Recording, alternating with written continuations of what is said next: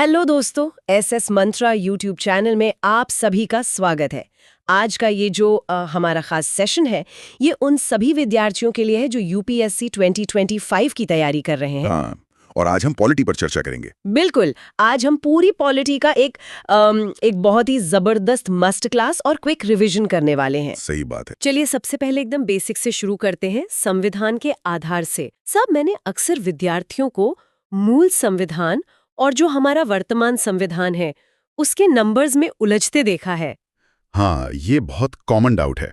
देखिए, इसको ऐसे समझिए कि जब 26 जनवरी 1950 को हमारा संविधान लागू हुआ था, जिसे हम मूल संविधान कहते हैं, तब वो एक नई बनी हुई किताब की तरह था। उस वक्त उसमें कितने भाग थे? उस वक्त उसमें सिर्फ 22 भाग, 395 अनुच्छेद और 8 अनुसूचियां थीं, बस 8। अच्छा, 8 अनुसूचियां। बिल्कुल। पर जैसे जैसे देश आगे बढ़ा, नए कानून बने, संशोधन हुए, तो अगर हम आज की बात करें तो अब भाग बढ़कर 25 हो चुके हैं। और अनुच्छेद की 4 नई अनुसूचियां जुड़ी हैं। उनमें से नोट्स में लिखा है कि 11वीं और 12वीं अनुसूची बहुत ही इम्पोर्टेंट है। सर, ये दोनों किस विषय से जुड़ी हैं और इन्हें कब जोड़ा गया? ये बहुत ही बढ़िया सवाल है। देखिए, 11वीं और 12वीं अनुसूची डायरेक्टली हमारे लोकल गवर्नमेंट से जुड़ी हैं, यानी स्थानीय स्वशासन। जो 11वीं अनुसूची है वो ग्राम पंचायत के लिए है, गांव के लेवल पर। हाँ, इसे 73वें संविधान संशोधन द्वारा 1992 में जोड़ा गया था। अब यहाँ थोड़ा डीप में चलते हैं। इस अनुसूची में ग्राम पंचायतों को काम करने के लिए कुल 29 विषय दिए गए हैं। 29 विषय? जैसे गांव की सड़कें हो गईं, कृषि, पशुपालन, इन सब पर पंचायत खुद फैसले ले सकती है। और वहीं जो 12वीं अनुसूची है वो शहरों के लिए है, मतलब नगर पालिका। ये भी 1992 में ही आई थी ना? बिल्कुल सही। ये 74वें संविधान 1992 के तहत जोड़ी गई और इसमें नगर पालिका को काम करने के लिए 18 विषय दिए गए हैं। तो विद्यार्थियों को ये दोनों संविधान साल 1992 और 29 और 18 विषयों की संख्या एकदम कंठस्थ होनी चाहिए। ये तो एकदम क्लियर हो गया। अब विषयों की संख्या से मुझे एक और अनुसूची याद आ रही है जो काफी न्यूज में भी रहती है, 10वीं अनुसूची, जिसे हम एंटी डिफेक्शन लॉ या दल बदल विरोधी कानून कहते हैं। हाँ, ये पॉलिटिक्स में बहुत चर्चा में रहता है। तो सर, ये दल बदल आखिर होता क्या है और इसमें आखिरी फैसला कौन लेता है? इसे एक प्रैक्टिकल एग्जाम्पल से समझते हैं। मान लीजिए कोई नेता है, वो चुनाव से पहले पार्टी ए के टिकट पर जनता से वोट मांगता है और जीत जाता है। ठीक है। पर जीतने के बाद सत्ता या पैसे के लालच में वो पार्टी बी में शामिल हो जाता है। तो ये तो जनता के वोट के साथ धोखा हुआ ना? हाँ, बिल्कुल धोखा है। बस इसी धोखे को रोकने के लिए 1985 में 52वां संविधान संशोधन किया गया और 10वीं अनुसूची में ये दल बदल विरोधी कानून जोड़ दिया गया। और इसमें फैसला कौन करता है? यही सबसे बड़ा कैच है एग्जाम के लिए। जब भी किसी विधायक या सांसद पर इस कानून के तहत मामला बनता है तो उस पर फैसला कोई अदालत या सुप्रीम कोर्ट नहीं लेती। अच्छा, तो कौन लेता है? उस सदन का अध्यक्ष लेता है। मतलब अगर लोकसभा है तो लोकसभा अध्यक्ष और विधानसभा है तो विधानसभा अध्यक्ष। अदालत दखल नहीं देती, अध्यक्ष ही सुप्रीम है इस मामले में। चलिए आगे बढ़ते हैं विद्यार्थियों। हमारा अगला टॉपिक है संघ और उसके राज्य क्षेत्र। आजादी के बाद राज्यों का पुनर्गठन करना एक बहुत बड़ा चैलेंज था। बहुत बड़ा मुद्दा था उस वक्त। नोट्स में है कि भाषा के आधार पर जो सबसे पहला राज्य बना वो 1953 में आंध्र प्रदेश था। उसके बाद 1956 में फजल अली आयोग आया। पर शिवांश मिश्रा सर, मेरा सवाल आज के टाइम के हिसाब से है। मान लीजिए आज किसी बड़े राज्य को काटकर 2 नए राज्य बनाने हो या नाम बदलना हो, तो क्या राज्य सरकार खुद ऐसा कर सकती है? नहीं, बिल्कुल नहीं। ये बहुत ही लॉजिकल सवाल पूछा आपने। विद्यार्थियों, हमेशा याद रखिए, किसी भी राज्य के पास अपनी सीमा या नाम बदलने का अधिकार खुद के पास नहीं होता। तो ये पावर किसके पास है? नए राज्यों का निर्माण करना, उनकी बाउंड्री बदलना, ये सब अधिकार सिर्फ और सिर्फ हमारी संसद यानी पार्लियामेंट के पास है, अनुच्छेद 3 के तहत। और एक और मजेदार बात बताऊं। जी बताइए। संसद को इसके लिए किसी बहुत बड़े विशेष बहुमत की जरूरत नहीं होती। ये काम साधारण बहुमत, जिसे हम सिंपल मेजॉरिटी कहते हैं, उससे ही हो जाता है। सिंपल मेजॉरिटी मतलब बस आधे से एक ज्यादा वोट? एग्जैक्टली। उस दिन सदन में जितने सदस्य मौजूद हैं, बस उनके आधे से एक ज्यादा वोट मिल जाए तो नया राज्य बन सकता है। यानी इस मामले में पूरा कंट्रोल संसद का ही है। और अगर हम नागरिकों की बात करें तो नागरिकता पर कानून बनाने की पावर भी अनुच्छेद 11 के तहत पूरी तरह संसद के पास ही है। एकदम सही कहा। सर, हमारे देश में एकल नागरिकता यानी सिंगल सिटीजनशिप का सिस्टम है जो हमने ब्रिटेन से लिया है। इसका हमारी आम जिंदगी में क्या मतलब होता है? एकल नागरिकता का सीधा सा अर्थ ये है कि हम सभी सिर्फ और सिर्फ भारत के नागरिक हैं। जैसे किसी के पास यूपी या बिहार की नागरिकता नहीं होती। बिल्कुल, हमारे पास उत्तर प्रदेश, मध्य प्रदेश या बिहार की अलग से कोई नागरिकता नहीं होती। हम सिर्फ इंडियन हैं। अमेरिका में उल्टा होता है। वहाँ व्यक्ति स्टेट का भी सिटीजन होता है और देश का भी। पर हमारे यहाँ देश की एकता बनाए रखने के लिए ब्रिटेन वाला मॉडल लिया गया, जिसका जिक्र भाग 2 में अनुच्छेद 5 से 11 तक है। बहुत अच्छे से समझाया सर। चलिए विद्यार्थियों, नागरिकता के बाद हम संविधान के उस हिस्से में चलते हैं जो एग्जाम में सबसे ज्यादा मार्क्स दिलाता है और एज ए सिटीजन आपकी सबसे बड़ी ताकत भी है। भाग 3 यानी मौलिक अधिकार, फंडामेंटल राइट्स। ये सबसे क्रूशल टॉपिक है। मैं आर्टिकल्स का नाम लूंगी और सर हमें उनका मतलब समझाएंगे। सबसे पहले है अनुच्छेद 19(1)(a), जिसमें विचार, अभिव्यक्ति और प्रेस की स्वतंत्रता शामिल है। फिर आता है अनुच्छेद 17, जो अस्पृश्यता यानी छुआछूत का अंत करता है। सर, संविधान ने छुआछूत को तो खत्म कर दिया, पर इसे जमीन पर सच में लागू करने के लिए क्या किया गया? देखिए, संविधान का अनुच्छेद 17 सिर्फ एक घोषणा करता है कि छुआछूत एक अपराध है, पर कानून की भाषा में किसी अपराध की सजा तय करने के लिए एक अलग एक्ट बनाना पड़ता है। तो कौन सा एक्ट बना? संसद ने नागरिक अधिकार संरक्षण अधिनियम 1955 पास किया। अगर कोई व्यक्ति छुआछूत करता पाया जाता है तो इस कानून के तहत उसे बाकायदा जेल हो सकती है। ये बहुत जरूरी था। बिल्कुल। और इसी तरह शोषण के विरुद्ध जो अधिकार हैं, उनमें अनुच्छेद 24 बहुत जरूरी है। ये क्लियरली कहता है कि 14 साल से कम उम्र के बच्चों को आप कारखानों, खदानों या किसी भी खतरनाक जगह पर काम पर नहीं लगा सकते। बचपन बचाने के लिए ये बहुत बड़ा कानून है। और जब लाइफ की सिक्योरिटी की बात आती है तो अनुच्छेद 21 सबसे ऊपर आता है, जिसमें प्राण और दैहिक स्वतंत्रता का जिक्र है। जैसा कि शिवांश मिश्रा सर बता रहे थे, सर एक डाउट आता है बच्चों के मन में, जब देश में इमरजेंसी लगती है तो क्या सरकार हमारे सारे अधिकार छीन लेती है? नोट्स में अनुच्छेद 20 और 21 पर स्पेशल फोकस है। एग्जामिनर का ये बड़ा ही पसंदीदा सवाल है। विद्यार्थियों, मान लीजिए देश में युद्ध छिड़ गया है, इमरजेंसी लग गई है। ऐसे में आपके बाहर घूमने या मीटिंग करने के अधिकार तो रोके जा सकते हैं, पर 2 अनुच्छेद ऐसे हैं जिन पर सरकार किसी भी हालत में रोक नहीं लगा सकती। वो है 20 और 21। हाँ, अनुच्छेद 20 आपको अपराधों के लिए दोष सिद्धि से संरक्षण देता है, मतलब बिना कानून तोड़े आपको सजा नहीं मिल सकती। और अनुच्छेद 21 तो आपके जीने का अधिकार है। जान थोड़ी ना ले सकती है सरकार। एग्जैक्टली। इमरजेंसी लगने का ये मतलब नहीं कि सरकार किसी निर्दोष की जान ले ले, इसलिए ये दोनों अधिकार हमेशा जिंदा रहते हैं। ये तो सच में बहुत तसल्ली वाली बात है। सर, इसी मौलिक अधिकार वाले भाग में अनुच्छेद 32 आता है, जिसे डॉक्टर भीमराव अंबेडकर ने संविधान की आत्मा कहा है। जी हाँ, कॉन्स्टिट्यूशनल रेमेडीज। इसमें लिखा है कि सुप्रीम कोर्ट 5 तरह की रिट जारी कर सकता है, पर विद्यार्थी अक्सर इस रिट शब्द से घबरा जाते हैं, खासकर बंदी प्रत्यक्षीकरण जैसे भारी शब्दों से। इसको थोड़ा डिकोड करेंगे? आसान भाषा में समझिए, रिट का मतलब है सुप्रीम कोर्ट या हाई कोर्ट का एक बहुत ही सख्त ऑर्डर। अगर किसी भी नागरिक का मौलिक अधिकार छीना जाता है तो वो अनुच्छेद 32 के तहत डायरेक्ट सुप्रीम कोर्ट जा सकता है। और बंदी प्रत्यक्षीकरण क्या है? इसे इंग्लिश में हैबियस कॉर्पस कहते हैं। इसका मतलब होता है शरीर को प्रस्तुत करो। एक एग्जाम्पल से समझते हैं। मान लीजिए पुलिस में किसी आदमी को बिना किसी वैलिड रीजन के अरेस्ट कर लिया और थाने में बिठा कर रखा है। तो उसके घर वाले कोर्ट जाएंगे? बिल्कुल। जब वो कोर्ट जाएंगे तो कोर्ट पुलिस को एक रिट जारी करेगा, ऑर्डर देगा कि जिस व्यक्ति को बंदी बनाया है उसे 24 घंटे के अंदर सशरीर हमारे सामने पेश करो, ताकि हम देख सकें कि जो अरेस्ट हुआ है वो लीगल है या नहीं। यही है बंदी प्रत्यक्षीकरण। क्या बात है सर, इतने आसान एग्जाम्पल के बाद अब कोई इसमें नहीं उलझेगा। चलिए, अधिकार तो हो गए, अब थोड़ा स्टेट के डीएसपी पर आते हैं, यानी राज्य के नीति निर्देशक तत्व। नोट्स में लिखा है कि ये आयरलैंड से लिए गए हैं और एक वर्ड है कि ये अवाद्य योग्य होते हैं। इसका क्या मतलब है? अवाद्य योग्य यानी नॉन जस्टिशिएबल।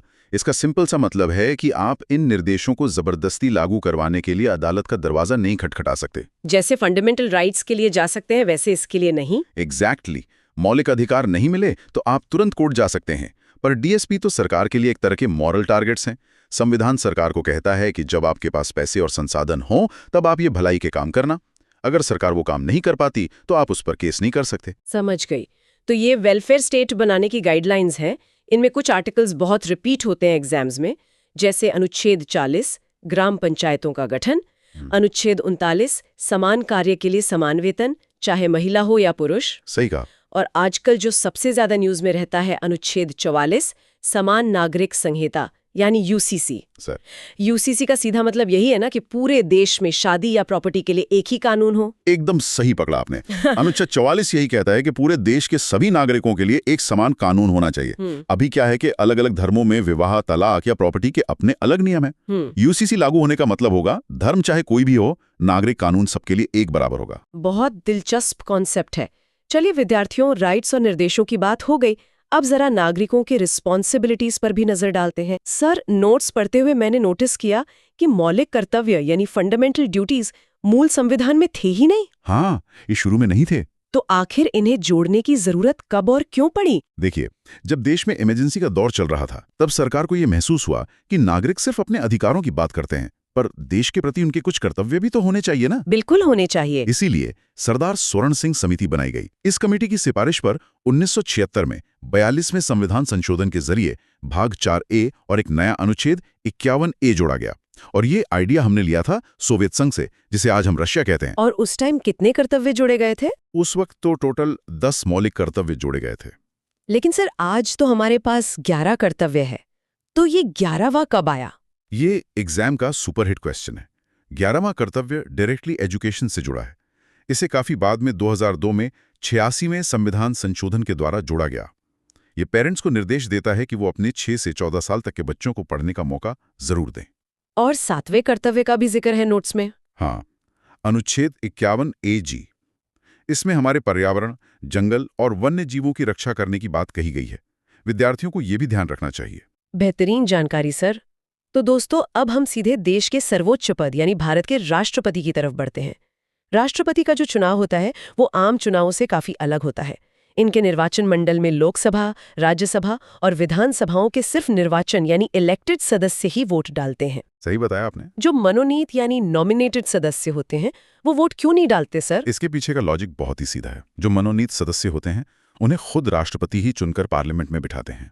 अब जरा सोचिए, अगर राष्ट्रपति के चुने हुए लोग ही वापस राष्ट्रपति के चुनाव में वोट डालने लगे तो वो तो उसी को वोट देंगे ना जिसने उन्हें वहां बिठाया। हाँ, वह तो पक्षपात हो जाएगा। एग्जैक्टली।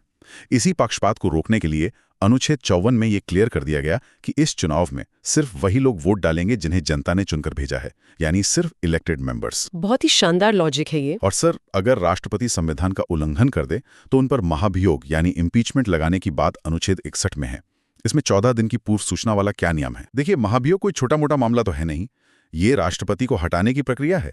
संसद का कोई भी सदन इसकी शुरुआत कर सकता है, पर नेचुरल जस्टिस का रूल कहता है कि हर किसी को अपना बचाव करने का मौका मिलना चाहिए। तो उन्हें पहले से बताना पड़ता है? बिल्कुल। महाभियोग शुरू करने से ठीक 14 दिन पहले राष्ट्रपति को एक रिटन नोटिस देना पड़ता है ताकि वो अपना पक्ष रखने के लिए तैयार रहें। अच्छा, राष्ट्रपति के पास एक और बहुत पावर वाली चीज होती है, अनुच्छेद 123 के तहत अध्यादेश। हाँ सर, ये अध्यादेश यानी ऑर्डिनेंस असल में होता क्या है?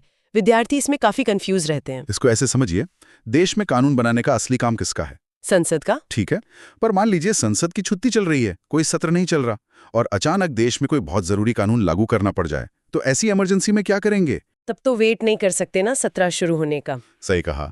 तब कैबिनेट की सलाह पर राष्ट्रपति एक ऑर्डर पर साइन कर देते हैं जिसे हम अध्यादेश कहते हैं।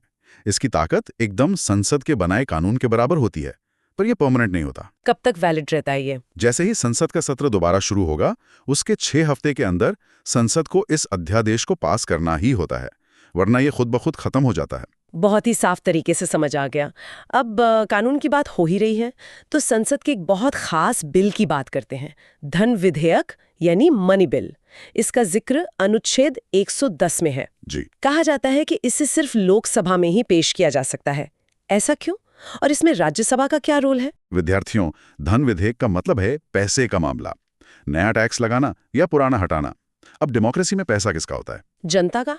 और जनता के डायरेक्ट चुने हुए लोग कहाँ बैठते हैं? लोकसभा में। इसीलिए पैसे से जुड़े बिल पर पूरा अधिकार लोकसभा का होता है। कोई बिल धन विधेयक है या नहीं, इसका आखिरी फैसला भी लोकसभा अध्यक्ष ही करते हैं। और जहां तक राज्यसभा की बात है, ये बिल उनके पास सिर्फ देखने के लिए जाता है। वो इसमें कोई चेंज नहीं कर सकते। वो इसे सिर्फ अधिकतम 14 दिन तक अपने पास रोक सकते हैं। अगर वो 14 दिन में पास ना भी करे ना, तो भी उसे पास ही मान लिया जाता है। लेकिन सर, मान लीजिए कोई नॉर्मल बिल हो और उस पर दोनों सदनों में बहस हो जाए, लोकसभा और राज्यसभा दोनों आमने सामने आ जाए, तब तो कानून अटक जाएगा ना। संविधान में इसका क्या तोड़ है? इसी बेड़वा को तोड़ने के लिए अनुच्छेद 108 के तहत संयुक्त बैठक यानी जॉइंट सिटिंग का रूल है। जब दोनों में बात नहीं बनती तो राष्ट्रपति कहते हैं कि अलग अलग बैठने से काम नहीं बनेगा, आप दोनों सदन एक ही कमरे में साथ बैठिए और वोटिंग करके मैटर सॉल्व कीजिए। तो जॉइंट सिटिंग बुलाता कौन है? राष्ट्रपति। हाँ, बुलाते राष्ट्रपति हैं, लेकिन एग्जाम में बच्चे यहां फंसते हैं। इस बैठक की अध्यक्षता राष्ट्रपति नहीं करते। इसकी अध्यक्षता हमेशा लोकसभा अध्यक्ष ही करते हैं। इस पॉइंट को नोट कर लीजिए। ये सच में बड़ा कंफ्यूजिंग हो सकता था। और इस बैठक को शुरू करने के लिए एक शब्द आता है, कोरम। सर, ये कोरम क्या होता है? कोरम का सीधा सा मतलब है मीटिंग शुरू करने के लिए कम से कम कितने लोग मौजूद होने चाहिए। जैसे किसी क्लास में अगर सिर्फ 2 बच्चे आएं तो टीचर बोलता है ना कि आज क्लास नहीं होगी। हाँ, अटेंडेंस कम है। बस वैसे ही सदन का नियम है कि टोटल स्ट्रेंथ का 1/10 हिस्सा होना ही चाहिए। जैसे लोकसभा में 543 सदस्य हैं तो उसका 1/10 लगभग 55 सदस्य होता है। राज्यसभा में कम से कम 25 लोगों का आना जरूरी है, तभी काम शुरू होगा। वाह, क्लास वाले एग्जाम्पल से तो कोरम एकदम दिमाग में छप गया। तो विद्यार्थियों, अब हम लोकतंत्र के तीसरे स्तंभ पर आते हैं, न्यायपालिका यानी जुडिशरी। जजों की रिटायरमेंट एज से अक्सर डायरेक्ट सवाल आते हैं, तो ध्यान रखिए, सुप्रीम कोर्ट के जज की एज 65 साल होती है और हाई कोर्ट के जज की 62 साल। सही डेटा है ये। शिवांश मिश्रा सर, एक टर्म है अनुच्छेद 129 में सुप्रीम कोर्ट को अभिलेख न्यायालय यानी कोर्ट ऑफ रिकॉर्ड कहा गया है। इसका प्रैक्टिकल यूज क्या है? अभिलेख न्यायालय का मतलब है कि सुप्रीम कोर्ट जो भी फैसला सुनाता है ना, उसे एक रिकॉर्ड या नजीर के रूप में सेव कर लिया जाता है और पूरे भारत की जितनी भी निचली अदालतें हैं उन्हें उस फैसले को मानना ही पड़ता है। यानी एग्जाम्पल सेट हो जाता है। बिल्कुल, अगर सुप्रीम कोर्ट ने किसी केस में कोई ऑर्डर दिया तो कल को वैसा ही केस डिस्ट्रिक्ट कोर्ट में आएगा तो जज साहब बोलेंगे कि सुप्रीम कोर्ट ने ऐसा कहा था, इसलिए हम भी यही फैसला दे रहे हैं। उसके साथ ही अनुच्छेद 131 भी काफी इंपॉर्टेंट है, जो सुप्रीम कोर्ट की मूल अधिकारिता यानी ओरिजिनल जुरिस्डिक्शन की बात करता है। मूल अधिकारिता मतलब ऐसे केसेस जो डायरेक्ट सुप्रीम कोर्ट में ही जा सकते हैं। हाँ, और ऐसे केस होते कौन से हैं? सोचिए, अगर उत्तर प्रदेश और मध्य प्रदेश की सरकार के बीच पानी को लेकर झगड़ा हो जाए या भारत सरकार और किसी राज्य के बीच बड़ा विवाद हो जाए, तो क्या वो डिस्ट्रिक्ट कोर्ट जाएंगे? नहीं, ऐसे बड़े मैटर सीधे और सिर्फ सुप्रीम कोर्ट सुने जाते हैं। यही है अनुच्छेद 131। ये बहुत लॉजिकल है। अब थोड़ा राज्यों की एग्जीक्यूटिव पर आते हैं। राज्यों में चीफ मिनिस्टर को अनुच्छेद 164 के तहत राज्यपाल अपॉइंट करते हैं, लेकिन एक बड़ा कंफ्यूजन होता है विधान परिषद यानी लेजिस्लेटिव काउंसिल को लेकर। हाँ, क्योंकि ये हर राज्य में नहीं होती। एग्जैक्टली। तो अगर किसी राज्य को इसे बनाना हो या हटाना हो तो ये पावर किसके पास है? विधान परिषद को बनाने या खत्म करने की आखिरी पावर संसद के पास ही होती है अनुच्छेद 169 के तहत। पर संसद खुद से सुबह उठकर ये नहीं करती। तो प्रोसेस क्या है? पहले उस राज्य की विधान सभा को एक विशेष बहुमत से बिल पास करना होता है कि हमें विधान परिषद चाहिए या नहीं। जब वो पास होकर पार्लियामेंट आता है तब पार्लियामेंट एक साधारण बहुमत से उस पर अपनी मोहर लगा देती है। और इनकी एज लिमिट भी अलग अलग होती है ना? हाँ, विधानसभा यानी एमएलए का इलेक्शन लड़ना है तो कम से कम 25 साल उम्र होनी चाहिए, पर विधान परिषद यानी एमएलसी बनना है तो 30 साल उम्र होना जरूरी है। एज लिमिट्स तो हमेशा से एग्जाम का फेवरेट टॉपिक रही हैं। चलिए दोस्तों, अब कुछ बहुत ही पावरफुल कॉन्स्टिट्यूशनल पोस्ट्स की बात करते हैं। पहला है अंतरराज्य परिषद यानी इंटरस्टेट काउंसिल। केंद्र और राज्यों के बीच हमेशा कुछ न कुछ टकराव चलता रहता है, उसे मैनेज करने के लिए ये काउंसिल होती है। इसके बारे में बताइए। देखिए, केंद्र और राज्यों के बीच तालमेल बनाए रखने के लिए 1990 में सरकारिया आयोग की सिफारिश पर इसे बनाया गया था। अनुच्छेद 263 के तहत इसका गठन राष्ट्रपति करते हैं। इसका अध्यक्ष कौन होता है? यही सबसे इंपॉर्टेंट फैक्ट है। गठन राष्ट्रपति करते हैं, पर इसका अध्यक्ष हमेशा देश का प्रधानमंत्री होता है और सभी राज्यों के मुख्यमंत्री इसके सदस्य होते हैं। एक और बहुत बड़ा पद है अटॉर्नी जनरल यानी भारत का महान्यायवादी, जिसका जिक्र अनुच्छेद 76 में है। इन्हें सरकार का सबसे बड़ा वकील कहा जाता है। सर, इनकी एक बड़ी ही यूनिक पावर है अनुच्छेद 88 में कि ये संसद में बैठ सकते हैं पर वोट नहीं डाल सकते। ऐसा क्यों? विद्यार्थियों, महान्यायवादी कोई चुना हुआ एमपी नहीं होता, वो बस सरकार का कानूनी सलाहकार है। अब सरकार को पार्लियामेंट में डिबेट के वक्त कानूनी सलाह लग सकती है, इसलिए उन्हें बैठने और बोलने की आजादी है। पर वोटिंग आम जनता के चुने हुए लोग ही करेंगे। एकदम सही। वोट सिर्फ और सिर्फ एमपीज डाल सकते हैं, इसीलिए अटॉर्नी जनरल वोट नहीं कर सकते। एक और ऐसी ही पोस्ट है सीएजी यानी नियंत्रक एवं महालेखा परीक्षक, अनुच्छेद 148, जो सरकार का ऑडिट करते हैं। हाँ, सरकार ने पैसा सही जगह लगाया या नहीं, ये सीएजी चेक करता है। एग्जाम के लिए इनका कार्यकाल बहुत पूछे जाते हैं, जो 6 साल या 65 वर्ष की आयु, इनमें से जो भी पहले पूरा हो जाए तब तक होता है। एकदम शीशे की तरह साफ हो गया। तो विद्यार्थियों, अब हम इस महा मैराथन रिवीजन के उस हिस्से पर आ गए हैं जो देश को हिलाकर रख सकता है, आपातकालीन उपबंध यानी इमरजेंसी प्रोविजंस। ये आखिरी और बहुत जरूरी टॉपिक है। देश में इमरजेंसी 3 सिचुएशंस में लगती है। पहली है राष्ट्रीय आपातकाल, अनुच्छेद 352। सर, ये कब लगती है? अनुच्छेद 352 तब लगता है जब देश पर कोई युद्ध थोप दिया जाए, कोई बाहरी आक्रमण हो जाए या फिर देश के अंदर ही हथियारों के साथ सशस्त्र विद्रोह हो जाए। और एक बड़ा अपडेट बताऊं इसमें? जी सर। ये इमरजेंसी राष्ट्रपति अपनी मर्जी से नहीं लगाते। इसके लिए कैबिनेट की लिखित यानी रिटन सिफारिश होना अनिवार्य है। ये रिटन वाला वर्ड बाद में जोड़ा गया था ताकि पावर का गलत यूज ना हो। और दूसरा जो अनुच्छेद 356 है, जिसे हम राष्ट्रपति शासन कहते हैं, वो कब लगता है? जब किसी राज्य में सरकार संविधान के हिसाब से नहीं चल पाती, कॉन्स्टिट्यूशनल मशीनरी फेल हो जाती है, तब वहां राष्ट्रपति शासन लगता है। ये नॉर्मली 6 महीने के लिए बढ़ाया जाता है, पर अधिकतम 3 साल से ज्यादा नहीं लग सकता। सर, हमने शुरू में मौलिक अधिकारों की इमरजेंसी में स्थिति की बात की थी, 20 और 21 के बारे में। अब मैं चाहूंगी कि आप अनुच्छेद 358 और 359 के बीच का वो टेक्निकल अंतर भी समझा दें। ये बहुत ही बारीक पॉइंट है, ध्यान से सुनिए। जब युद्ध की वजह से इमरजेंसी लगती है तो अनुच्छेद 358 एक्टिव हो जाता है। जी। ये ऑटोमेटिकली आपके अनुच्छेद 19 यानी बोलने और घूमने की आजादी को सस्पेंड कर देता है। इसके लिए राष्ट्रपति को ऑर्डर नहीं निकालना पड़ता, यानी वो स्वतः निलंबित हो जाता है। और अनुच्छेद 359 क्या करता है? बाकी बचे हुए अधिकारों को सस्पेंड करने के लिए राष्ट्रपति 359 के तहत एक ऑर्डर निकालते हैं। पर उसी अनुच्छेद में लिखा है कि राष्ट्रपति साहब, आप ऑर्डर निकालकर बाकी अधिकार रोक लीजिए, पर आप अनुच्छेद 20 और 21 को कभी सस्पेंड नहीं कर सकते। यही दोनों में मेन फर्क है। क्या बात है सर, हर एक कॉन्सेप्ट बिल्कुल कहानी की तरह समझ आ गया।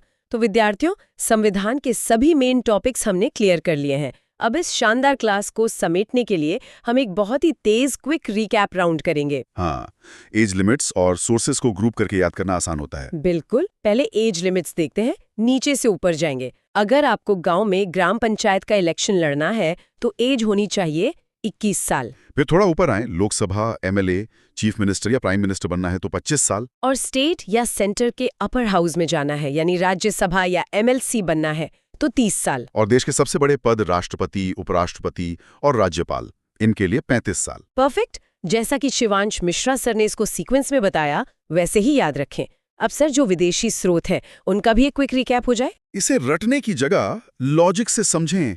अमेरिका सबसे पुराना रिटन कॉन्स्टिट्यूशन है, उनके सिटीजन्स के पास बड़ी पावर है, तो वहां से हमने लिया फंडामेंटल राइट्स, जुडिशरी की आजादी और राष्ट्रपति पर महाभियोग। ब्रिटेन से क्या लिया?